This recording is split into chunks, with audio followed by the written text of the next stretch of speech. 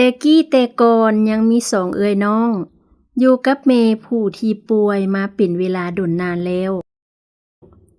สองเอื้อยน้องพยายามซอกหายามาปัวแต่ก็บ่เซาจักเทื่อมื้อหนึ่งแม่ได้เว้ากับลูกว่าลูกเอ๋ยมื้อนี้แม่รู้สึกอยากกินหมากไม้พวกลูกไปหาหมากไม้อยู่ป่ามาให้แม่กินเด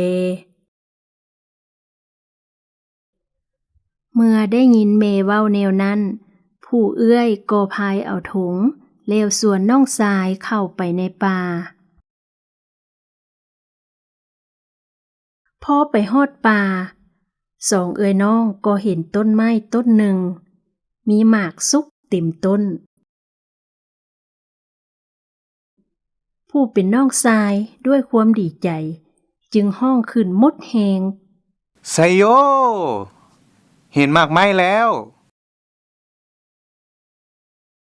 ค่อยจะได้เอาเมื้อให้แม่กินเดี๋ยวนี้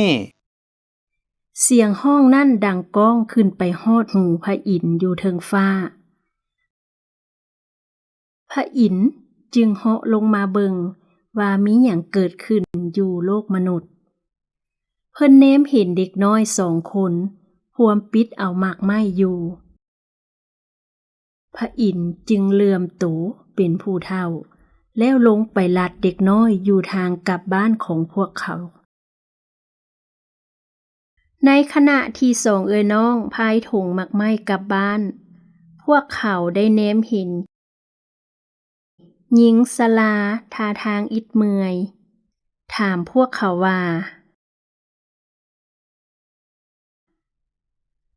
พวกหลานพากันไปไสมาน้อ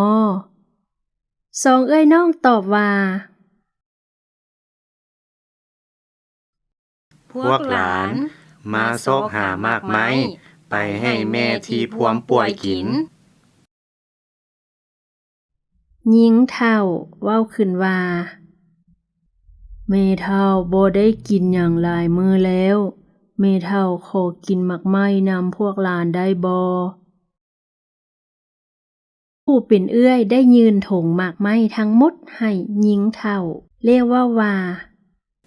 แม่เฒ่าคือสิหิวหลายเนาะกินให้หมดโลดพวกหลานจะกลับไปปิดเอาหมากไม้ใหม่ดอกหญิงเฒ่ากินหมากไม้เต2-3 หน่วยแล้วยืนถงหมากไม้คืนให้ผู้เป็นเอื้อยเรียกว่าให้พวกหลานเอาไปให้แม่กินเด้อเพราะหมากไม้นี้จะเฮ็ดให้แม่หายจากเจ็บป่วยและมีเหื่อแห้งขึ้นมาแม่เฒ่าเอาดอกไม้ให้พวกหลานไปปลูกผู้ละต้นเด้อสิ่งสำคัญพวกหลานต้องหักแพงกัน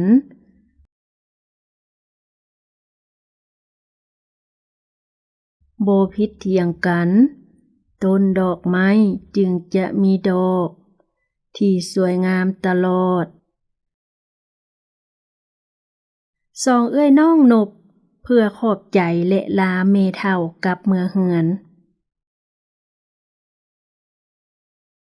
พอกลับมาถึงเฮือนผู้เอื้อยก็เฝ้าเอาหมากไม้ให้แม่กินส่วนผู้เป็นน้องก็ได้เล่าเหตุการณ์ที่พวกตนพบสู่แม่ฟังหลังจากกินหมากไม้แล้วแม่รู้สึกดีขึ้นอย่างไววาและแข็งแรงขึ้นทุกๆมื้อสองเอื้อยน้องได้เอาต้นดอกไม้ไปปลูกไว้หน้าเฮือนและหดน้ำใส่ฝุ่น